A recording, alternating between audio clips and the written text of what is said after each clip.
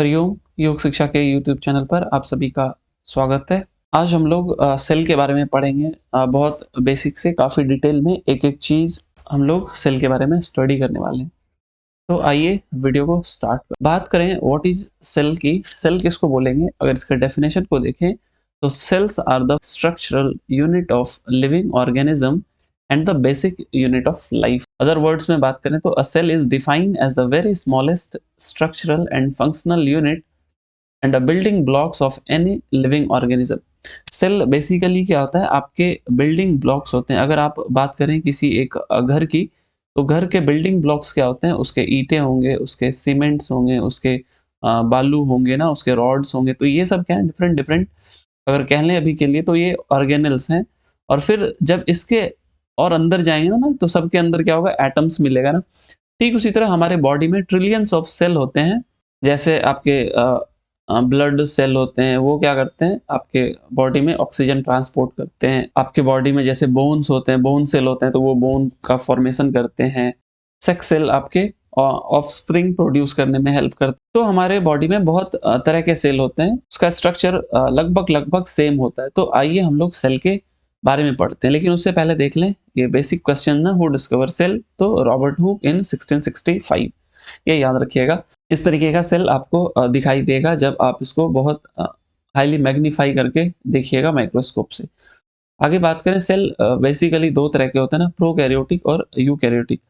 हम लोगों को केवल और केवल यूकैरियोटिक पढ़ना है, लेकिन डिफरेंस थोड़ा सा देख लेते हैं कि प्रोकैरियोटिक में होता है क्या? न्यूक्लियस वेल डिफाइन नहीं होता है, लेकिन यूकैरियोटिक में क्या होता है? न्यूक्लियस वेल डिफाइन होता है और ये न्यूक्लियर मेम्ब्रेन से सराउंडेड होता है। ये कैसा होता है? सिंगल सेल होता है। ये मोर देन वन सेल होता है ना।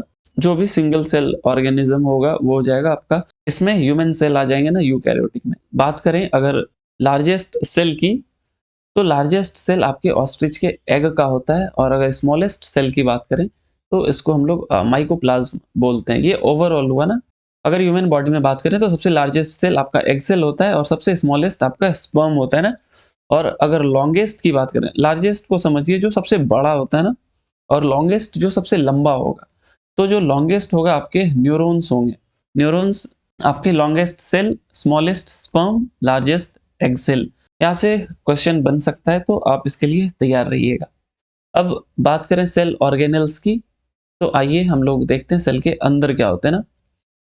तो सबसे पहले बात करें, सेल कुछ इस तरीके का बाहर का स्ट्रक्चर होता है जिसके अंदर आपके सारे ऑर्गेनल्स आएंगे। तो ये जो बाहर का मेंबर रहता है इसको हम लोग बोलते हैं सेल मेम्ब्रेन बोलेंगे ना, सेल मेम्ब्रेन बोलेंगे। और इसके अंदर क्या होता है? जेली लाइक स्ट्रक्चर होता है जिसको हम लोग क्या बोलते हैं? साइटोप्लाज्म बोलते हैं। और इस साइटोप्लाज्म के अंदर भी एक इन्वेलप होता है जिसको हम लोग न्यूक्लियस बोलते हैं ना, इसलिए न्यूक्लियस। तो यहाँ पे बेसिकली क्या देखें कि ये बीच में जो साइटोप्लाज्म होता है ना, साइटोप्लाज्म किसके किससे बाउंडेड रहता है? आपके सेल मेम्ब्रेन से और न्यूक्लियस से। इसके बीच में आपका साइटोप्लाज्म भरा रहता है। आइए बात करते हैं सेल मेम्ब्रेन की। तो सेल मेम्ब्रेन क्या होता है? ये आउटर मोस्ट लेयर होता है सेल का, जो किससे बना रहता है? लिपिड बाइलेयर से। दो परत वाली झिल्ली से ना। इसको बोलेंगे बाइलेयर फॉस्फोलिपिड। अभी हम लोग इसके स्ट्रक्चर को देखेंगे तो और क्लियर होगा ना। और ये कैसा होता है? Semi permeable. सेमी परमिएबल मतलब क्या? इससे चीजें अंदर भी आ सकती है और इससे चीजें बाहर भी जा सकती है। तो ये कैसा होता है? इसको हम लोग सेमी परमिएबल बोलते हैं या अर्ध पारगम्य। हाँ, आइए इसके स्ट्रक्चर को देखते हैं। यहाँ पे जो आपको ये दिखाई दे रहा है ना, ये वाला हिस्सा, ये आपके क्या हो गए? ये आपके सेल मेम्ब्रेन हो गए ना, सेल मेम्ब्रेन। और ये कैसा होता है? ये डबल लेयर होता है ना फॉस्फोलिपिड का। आइए इसको और क्लोज से देखेंगे। ये बिल्कुल कॉम्पैक्ट नहीं होता, ये कैसा होता है? सेमी परमिएबल होता है। इससे चीजें अंदर बाहर जा सकती है ना, चाहे वेस्ट प्रोडक्ट हो या फिर न्यूट्रिएंट्स को अंदर या बाहर जाना हो। आइए इसके एक क्लोजर लुक को देखें। ये आपके सेल मेम्ब्रेन के स्ट्रक्चर हैं। ये आपका क्या है? फॉस्फेट, ये फॉस्फेट। और ये बीच वाला टेल जो है ना, ये लिपिड। लिपिड बेसिकली फैट होता है ना, फैट होता है एक तरह का। इधर भी आपका क्या है? फॉस्फेट। और यहाँ पे क्या है? लिपिड।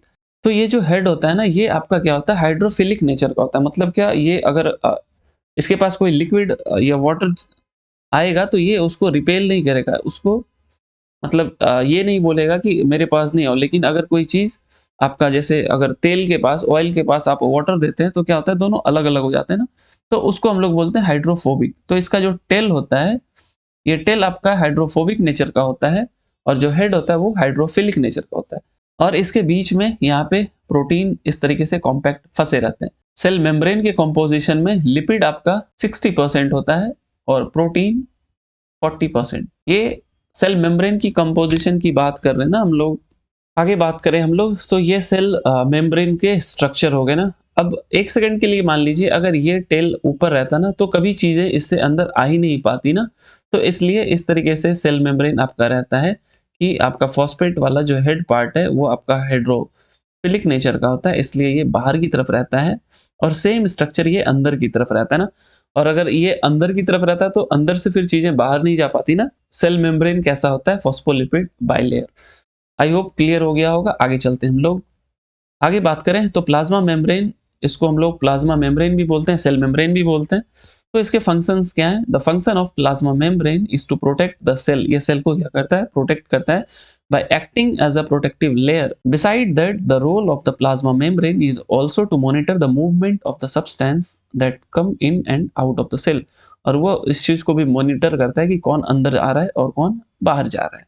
तो ये आपके प्लाज्मा मेम्ब्रेन के फंक्शन हो गए। आई होप क्लियर हो गया होगा। आगे बात करते हैं हम लोग नेक्स्ट सेल ऑर्गेनेल की, जो साइटोप्लाज्म होता है। साइटोप्लाज्म बेसिकली आपके जो न्यूक्लियर मेम्ब्रेन के अंदर जो लिक्विड पार्ट होता है ना, जैसे ये अगर सेल मेम्ब्रेन है तो इसके अंदर जो ये आप इस डायग्राम में देख रहे होंगे, ये आपका सेल मेम्ब्रेन है और इसके अंदर जो भी लिक्विड पार्ट है ये है ना, ये ऑर्गेनेल्स की बात नहीं कर रहा हूँ, इसके अंदर जो भी लिक्विड पार्ट होगा ना, ये आपका साइटोप्लाज्म है। साइटोप्लाज्म के किस किस चीज से बना रहता है, ये उसके अंदर क्या क्या होता है, मैं यहाँ पे ऑर्गेनल्स की बात नहीं कर रहा हूँ, साइटोप्लाज्म के कंपोजिशन की। साइटोप्लाज्म में क्या क्या होंगे? प्रोटीन होंगे, कार्बोहाइड्रेट होंगे, जो दो प्रकार से होंगे ना, एक सॉल्युबल एक इनसॉल्युबल। तो सॉल्युबल में क्या क्या होंगे? ग्लूकोज हो जाएंगे, माल्टोज हो जाएंगे, सुक्रोज हो जाएंगे, और इनसॉल्युबल में आपके स्टार्च जैसे ग्लाइकोजन और सेल्यूलोज। और इसमें फैट भी पाया जाता है। जो लिपिड होता है ना, लिपिड हमारे साइटोप्लाज्म में होते हैं। ये आपके कैसे हो गए? Organic matter. और अगर बात करें इनऑर्गेनिक के, तो इनऑर्गेनिक में आपके फॉस्फेट हो गए, क्लोराइड हो गए, कैल्शियम, सोडियम, पोटेशियम, ये सब आपके इनऑर्गेनिक। लेकिन चाहे ऑर्गेनिक हो चाहे इनऑर्गेनिक हो, हैं तो सारे नॉन लिविंग। लेकिन अगर लिविंग की बात करें तब हमारे क्या क्या आते हैं, आइए उसको देखें। आई होप साइटोप्लाज्म आपका क्लियर हो गया ना, जो लिक्विड पार्ट आपका सेल मेम्ब्रेन के अंदर होता है। एक और चीज, जो सेल मेम्ब्रेन के अंदर होगा लेकिन न्यूक्लियस के बाहर ना, न्यूक्लियस है ना इसके अंदर में, जैसे ये आपका क्या हो गया? सेल मेम्ब्रेन, और ये आपका न्यूक्लियस है, तो इसके बीच में जो भरा रहेगा ना, इसको हम लोग क्या बोलेंगे? Cytoplasm. I hope cytoplasm clear हो गया। आगे बात करते हैं हम लोग इसके अंदर क्या क्या ऑर्गेनल्स होते हैं। अगर बात करें प्लाज्मा मेम्ब्रेन की, तो ये हम लोगों ने डिस्कस कर लिया।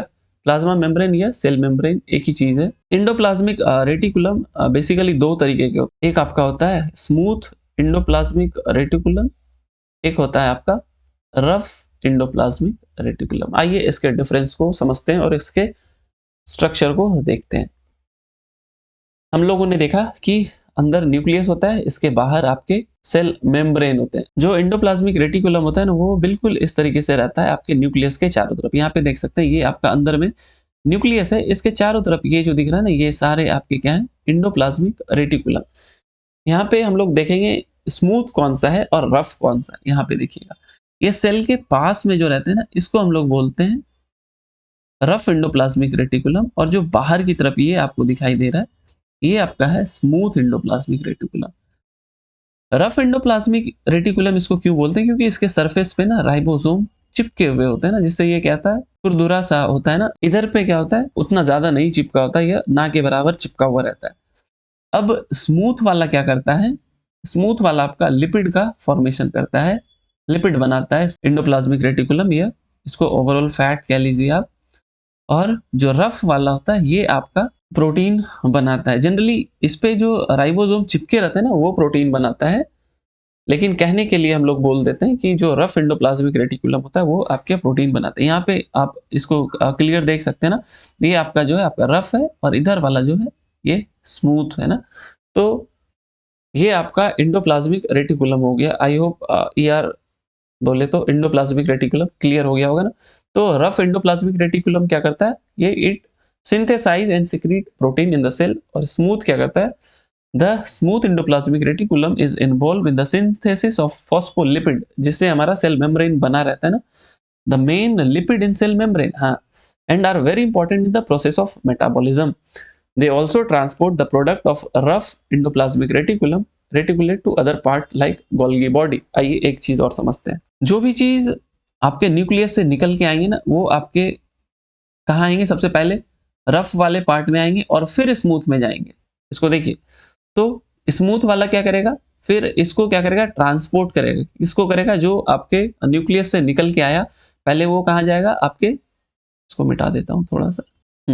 तो पहले कहाँ जाएगा, न्यूक्लियस से निकल के रफ एंडोप्लाज्मिक, इसके थ्रू स्मूथ वाले में। अब स्मूथ वाला क्या करेगा, इसको वहां पे भेजेगा जहां इसकी जरूरत है। तो कहाँ इसको भेजेगा, ये गोल्गी बॉडी के पास भेजेगा। अब जब हम लोग गोल्गी एपरेटस या गोल्गी बॉडी का को पढ़ेंगे तब देखेंगे कि यह क्या करता है ना। तो आगे बात करते हैं हम लोग गोल्गी एपरेटस की। तो जो चीज आपका इधर से निकल के आ रहा है ना, स्मूथ एंडोप्लाज्मिक रेटिकुलम से, ये जाएगा आपका गोल्गी एपरेटस के पास। यहाँ पे जो आपको दिखाई दे रहा है ये आपका गोल्गी एपरेटस है। गोल्गी एपरेटस क्या करता है, बेसिकली इसको एज ए ये पैकेज मटेरियल तैयार करता है, इसको एज ए पैक कर देता है इस चीज को, और ताकि ये ट्रांसपोर्ट हो सके ना सेल के अंदर या बाहर, या जब जरूरत हो तो सेल उसको यूज कर सके। तो गोल्गी एपरेटस बेसिकली क्या करता है, उस चीज को ट्रांसपोर्ट करने के लिए उसको एज ए पैकेज तैयार करता है ना। I hope Golgi apparatus clear हो गया होगा। आगे बात करें हम लोग माइटोकॉन्ड्रिया की ना। तो अब माइटोकॉन्ड्रिया को हम लोग जानते हैं ना, पावर हाउस ऑफ सेल, बचपन से पढ़ते आ रहे हैं ना। तो माइटोकॉन्ड्रिया क्या करता है, आपके सेल में जो एनर्जी चाहिए होती है, ये जो एनर्जी रिक्वायर्ड होता है, वो आपका माइटोकॉन्ड्रिया में बनता है। कितना बनता है, ये नंबर इंपॉर्टेंट है ना, 38 एटीपी। और एटीपी का फुल फॉर्म क्या हो जाएगा, मे भी क्वेश्चन आ जाए तो आप लोग को याद होना चाहिए, एडिनोसाइन ट्राइफॉस्फेट। क्या हुआ, एडिनोसाइन ट्राइफॉस्फेट, याद रखिएगा। और ये 38 एटीपी कौन बनाता है, आपके माइटोकॉन्ड्रिया बनाता है। यहाँ पे ना इस तरीके से ये सारे आपके माइटोकॉन्ड्रिया ना। आगे बात करें इसके फंक्शंस की, तो mitochondria is a double membrane bound sausage shaped organelle. Sausage किसको बोलते हैं, देखिए इसको सॉसेज बोलते हैं। तो इस तरीके का माइटोकॉन्ड्रिया का स्ट्रक्चर होता है आपके सेल में। आगे बात करें, also known as power house of the cell, mitochondria are the sites of aerobic respiration in the cell and it produce energy in the form of ATP। ये क्या करता है आपका aerobic respiration in the cell। तो ये cell के अंदर क्या करता है, रेस्पिरेशन करता है, और इसी के हेल्प से वो क्या करता है, एनर्जी प्रोड्यूस करता है। आई होप माइटोकॉन्ड्रिया क्लियर हो गया होगा। आगे बात करें नेक्स्ट ऑर्गेनल की, तो आगे आता है लाइसोसोम। लाइसोसोम बेसिकली एक ये आपको दिखाई दे रहा है ना, ये गोल गोल, ये आपका लाइसोसोम है। ये बेसिकली एक डाइजेस्टिव एंजाइम से बना हुआ रहता है ना। अब ये क्या करता है, जैसे अगर कोई वेस्ट प्रोडक्ट है आपके सेल के अंदर, तो ये क्या करेगा, उसको डाइजेस्ट कर लेगा, ये लाइसोसोम। अगर मान लीजिए सेल का कोई ऑर्गेनल सही से फंक्शन नहीं कर रहा है, या सेल काम नहीं कर पा रहा है सही से, तो ये क्या करेगा, अपने आप को एक तरह से फाड़ लेगा और ये पूरा सेल को ही डाइजेस्ट कर जाएगा। इसलिए हम लोग क्या बोलते हैं, लाइसोसोम को सुसाइड बैग बोलते हैं ना, सुसाइड बैग। ये टर्म्स आपको पता होना चाहिए ना। आइए इसके फंक्शंस को देखते हैं। तो lysosomes are small membrane bound sac like structures which give digestive enzyme that break down food. They also remove the old and damaged or dead organelle from the cell and thus protect the cell from further damage. And it is also called suicide bag. I hope lysosome clear हो गया होगा। अब बात करते हैं कौन सा cell है जिसके पास लाइसोसोम नहीं होता है ना, तो वो है आपके आरबीसी। अब देखिए आरबीसी का हम लोग जानते हैं लाइफ साइकिल कितना होता है, 120 डेज। तो क्या होता है, मान लीजिए आरबीसी 120 दिन के बाद आपके बॉडी के, आपके ब्लड में मर के इधर उधर घूम रही है। अब वहां पे तो आपके लाइसोसोम है नहीं, लाइसोसोम रहेंगे तभी तो इसको खाएंगे ना, लाइसोसोम तो आपके ब्लड में है नहीं। तो ये क्या होता है, ये कहाँ जाके ये सेल डेड करती है, ये आपके स्प्लीन में जाके डेड करती है। ये जो है ना आपका स्प्लीन, इसलिए इसको हम लोग क्या बोलते हैं, graveyard of RBC. Yard, graveyard किसको बोलते हैं, कब्रिस्तान को बोलते हैं ना, आरबीसी। आरबीसी का ग्रेवयार्ड कहाँ है, स्प्लीन में। आगे बात करें हम लोग राइबोसोम, आई होप क्लियर हो गया होगा, एक बार फिर से रिवाइज करते हैं। राइबोसोम क्या करता है, प्रोटीन सिंथेसिस ना, प्रोटीन सिंथेसिस करता है राइबोसोम, प्रोटीन बनाता है। आगे बात करें हम लोग सेंट्रोसोम। सेंट्रोसोम क्या होता है कि यहाँ पे आपको एक स्ट्रक्चर दिख रहा होगा ना, ये आपको टी शेप में। ये क्या करता है ना, ये बेसिकली सेल डिवीजन में अपना रोल प्ले करता है ना, सेल डिवीजन। अभी सेल डिवीजन पढ़ेंगे तो फिर इसके फंक्शंस को हम लोग और अच्छे से देखेंगे कैसे ये हेल्प करता है सेल डिवीजन में ना। हम लोगों ने क्या क्या डिस्कस कर लिया। सबसे पहले बात की हम लोग ने सेल मेम्ब्रेन, एंडोप्लाज्मिक रेटिकुलम जिसमें क्या स्मूथ और रफ दोनों आ गए। फिर बात किया हम लोगों ने गोल्गी एपरेटस या गोल्गी बॉडी। फिर बात की माइटोकॉन्ड्रिया। फिर बात किया लाइजोसोम, सेंट्रोसोम, और फिर सेंट्रोसोम के बाद ribosome. Cell membrane, phospholipid bilayer, endoplasmic reticulum, दो स्मूथ रफ। स्मूथ से आपका क्या हुआ, लिपिड का फॉर्मेशन होता है, और रफ साइड से क्या होता है, आपके प्रोटीन के सिंथेसिस होते हैं। गोल्गी एपरेटस उसको वो एज ए पैकेज मटेरियल तैयार करता है। Mitochondria 38 ATP power house of the cell. Lysosome suicide bag, digestive enzyme. Centrosome cell division, ribosome protein synthesis. I hope ये सारे सेल ऑर्गेनल क्लियर हो गए। और ये सबके सब कहाँ रहते हैं, ये आपके बोले तो ये साइटोप्लाज्म में होते हैं, साइटोप्लाज्म में होते हैं ना। अब आगे बात करते हैं सेल के अंदर। तो सेल के अंदर क्या होता है, एक यहाँ पे भी क्या होता है, एक इनवेलप होता है। जिस तरीके से आपका सेल मेम्ब्रेन था, उसी तरीके से यहाँ पे ये जो आपको दिखाई दे रहा है ना पर्पल कलर में, इसको हम लोग बोलेंगे न्यूक्लियर मेम्ब्रेन। Nuclear membrane. इसके अंदर क्या होगा, जिस तरीके से उसमें साइटोप्लाज्म था, इसमें क्या होगा न्यूक्लियोप्लाज्म। न्यूक्लियोप्लाज्म। और ये जो आपको स्ट्रक्चर दिख रहा है, ये आपका क्या है, ये क्रोमोसोम है ना, क्रोमोसोम। और ये आपका जो गोल सा दिख रहा है ना, ये क्या है आपका न्यूक्लियोलस। आइए एक एक को समझते हैं। सबसे पहले बात करते हैं न्यूक्लियोप्लाज्म। तो जिस तरीके से वहां पे साइटोप्लाज्म था ना, यहाँ पे क्या होता है न्यूक्लियोप्लाज्म। तो जैसे इसमें क्या था साइटोप्लाज्म, इसमें क्या होगा न्यूक्लियोप्लाज्म। और इन्हीं दोनों को कंबाइन अगर कर दिया जाए तो इसको हम लोग प्रोटोप्लाज्म बोलेंगे। याद रखिएगा प्रोटोप्लाज्म क्या हो गया, साइटोप्लाज्म प्लस न्यूक्लियोप्लाज्म को मिला के हम लोग प्रोटोप्लाज्म बोलते हैं।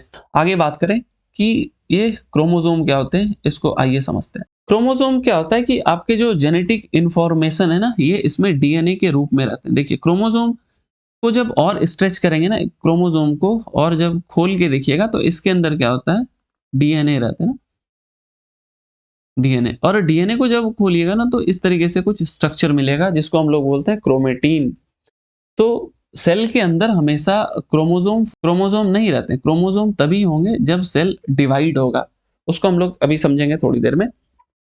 तो क्या देखें कि सेल के अंदर पहले क्रोमोसोम क्रोमेटीन फॉर्म में रहता है, और जब सेल डिवाइड होने की बारी आती है तो फिर ये इस तरीके से अरेंज हो जाते हैं। तो हर एक सेल में जिसमें कि आपका 46 क्रोमोसोम होगा, उसको हम लोग बोलेंगे सोमैटिक सेल। सारे सेल हमारे क्या होंगे सोमेटिक सेल होंगे ना, all cell except sex cell. Sex cell में क्या क्या आएंगे आपके स्पर्म एंड ओवा। इसमें कितने होते हैं 23 क्रोमोसोम।